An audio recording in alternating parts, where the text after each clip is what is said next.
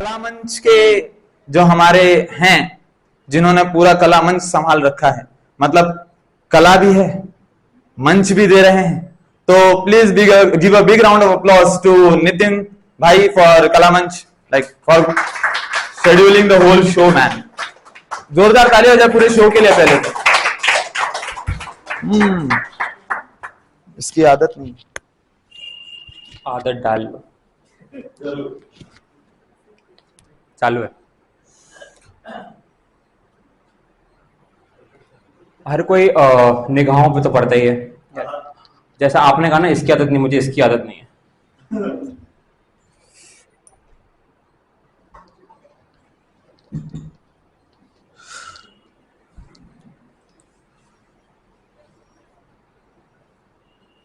ये तेरी निगाहों के तौर अजीब हैं, ये तेरी निगाहों के तौर अजीब हैं। एक पल में निगाहों से मिलाने का तौर, एक पल में निगाहों से मिलाने का तौर, दूसरे ही पल में निगाहें झुकाकर नजर चुराने का तौर। एक पल में निगाहों से मिलाने का तौर, दूसरे ही पल में निगाहों को झुकाकर नजर चुराने का तौर, यहां हर आशिक के कत्ले आम का कारण है। अब जैसे हर कोई बोलता है ना कि मैं शांत हूं, या फिर हम लोग यहाँ क्यों आते हैं? कभी आपने सोचा है कि जो भी शायर है या फिर जो भी कुछ लिखता है वो लिखता क्यों है, और उसको सुनाने के लिए मंच की जरूरत क्यों है? कभी सोचा है? मेरे ख्याल से नहीं, है ना? तो मेरे ख्याल से ये जो मैंने लिखा है इसको मेल जरूर खाएगा। करनी है बहुत सारी बातें तुमसे, करनी है बहुत सारी बातें तुमसे, पर शांत रह सको तो आ जाना। करनी है बहुत सारी बातें तुमसे, रह सको शांत तो आ जाना। बैठेंगे शाम तक, बैठेंगे शाम तक, गर कर सको रात तो आ जाना।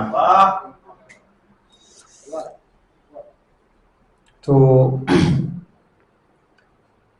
अगला है, मेरे तमाम रास्ते बंद कर रखे हैं, मैंने तमाम रास्ते बंद कर रखे हैं जज्बात बयां करने के।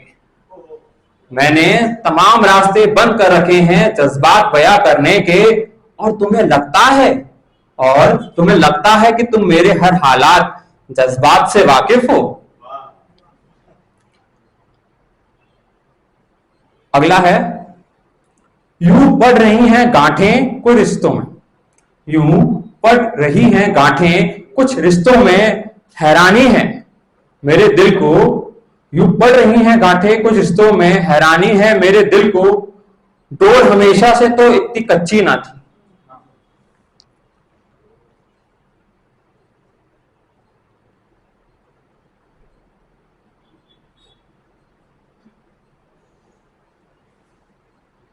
ये मैं बहुत बड़े बड़े ख्याल तो नहीं लिखता, छोटे छोटे ख्याल हैं। उसमें से एक और ये है, कोई नींद से कह दो सुलह कर ले हमसे, कोई नींद से कह दो सुलह कर ले हमसे, हकीकत ना सही ख्वाब ही पूरा कर ले हम। शुक्रिया। ये मेरे एक दोस्त हैं, उन्होंने लिखा था, यहां पढ़ना चाहूंगा। अगर मरने के बाद भी जीना चाहो तो, अगर मरने के बाद भी जीना चाहो तो एक काम जरूर करना। अगर मरने के बाद भी जीना चाहो तो एक काम जरूर करना, पढ़ने लायक कुछ लिख जाना, पढ़ने लायक कुछ लिख जाना, या लिखने लायक कुछ कर जाना।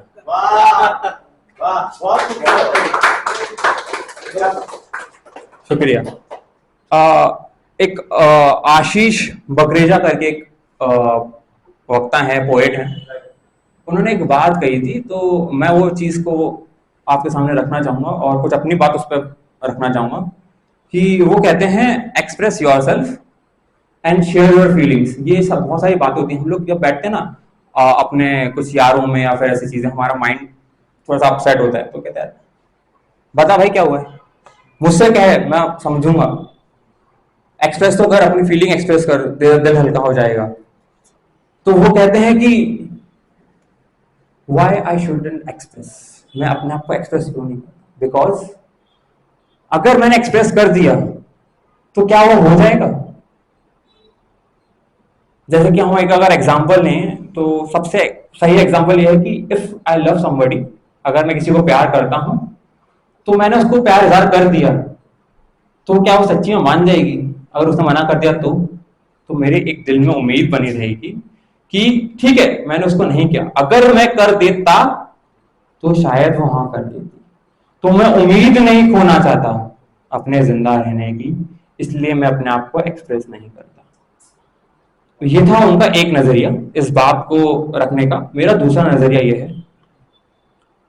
जैसे आप सभी ने कुछ चीजें कही कि लोग सुनते ही नहीं है, लोग ऐसे हैं, तो मेरा भी मानना वही है। हाँ मैं करता हूँ एक्सप्रेस। क्या आप सुन पाएंगे? क्या आप सच्ची में सुनना चाहते हैं? चलो सुनना चाहते हैं, क्या आप समझ पाएंगे? क्या आप समझेंगे मेरे वो हालात, मेरा वो दर्द, मेरा वो अकेलापन?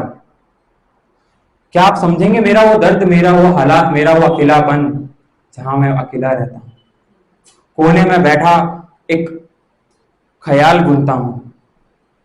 आप बैठोगे मेरे साथ वो कोने में, वो अकेलेपन में? चलोगे मेरे साथ वो अनकही दास्तां में, सन्नाटों में, अंधेरों में? कर सकोगे मेरे साथ आंख बंद? नहीं। तो मत आना मेरे पास कभी ये कहते हुए कि मैं हूं तुम्हारे पास तुम्हारी बात सुनने के लिए।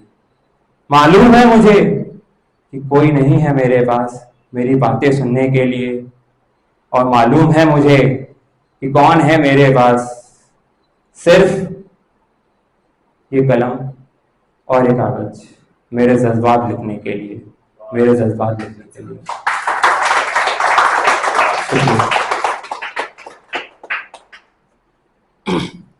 शुक्रिया इस बात को तवज्जो देने के लिए।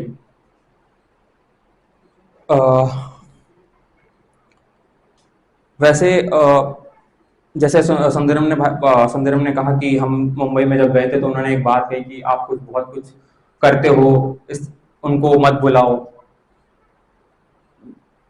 मेरा ये मानना है कि प्यार या दर्द या दिल टूटना जरूरी नहीं कि वो महबूबा का ही प्यार हो। जैसे विनय जी ने कहा कि उनकी जो माता जी हैं वो गुजर गई, उनके बाद उन्होंने लिखना शुरू किया। तो वो जो लेखन है वो भी एक प्यार की वजह से ही है, अपने माँ के लिए प्यार। मैंने लास्ट टाइम एक कुछ पढ़ा था, कुछ लिखा था, तो उनमें से कुछ लिखना वो पढ़ना चाहूंगा कि वो टॉपिक ऐसा है कि उसके ऊपर ना कोई बोलता नहीं है। हम सुनते होंगे दोस्ती के ऊपर, लड़कियों के ऊपर, माँ के ऊपर, स्त्री के ऊपर, आज का हिसाब से बहुत सारे ट्रेंडिंग में टॉपिक है। लेडीज अगर देखें तो लड़कियों के ऊपर बहुत सारी चीजें बोली जाती हैं। जैसे पिताजी के ऊपर कभी बोलते नहीं थे, अभी कुछ लोगों ने बोलना शुरू किया है। वैसे ही हैं हम लड़के, लड़कों के ऊपर कोई बोलता नहीं है भाई। तो मैंने ऐसे कुछ ख्याल बनाए, इसको अभी धीरे धीरे पिरो रहा हूँ। तो हम लड़के हैं जनाब, हम ऐसे ही होते हैं। हम लड़के हैं जनाब, हम ऐसे ही होते हैं। जब आए मुसीबत किसी पे तो ना वक्त देखते हैं ना घड़ी, बस निकल पड़ते हैं। हम लड़के हैं जनाब, हम ऐसे ही होते हैं। और मुसीबत आए अपने पे तो दुनिया से ऐसे कट लेते हैं जैसे हमारा कोई अस्तित्व ही ना हो। हम लड़के हैं जनाब, हम ऐसे ही होते हैं। अगर देख ले कोई हमें उस हालत में, तुम चेहरे पर ऐसे मुखौटे ओढ़ लेते हैं जैसे कुछ हुआ ही ना, और मिलते हैं उस गर्मजोशी के साथ जैसे कुछ हुआ ही ना। हम लड़के हैं जनाब, हम ऐसे ही होते हैं। कहते हैं एक लड़की बहुत रिश्ते निभाती है, माँ, बहू, बेटी, अपना घर छोड़कर एक नया संसार बसाती है। हम लड़के भी तो कोई रिश्ते निभाते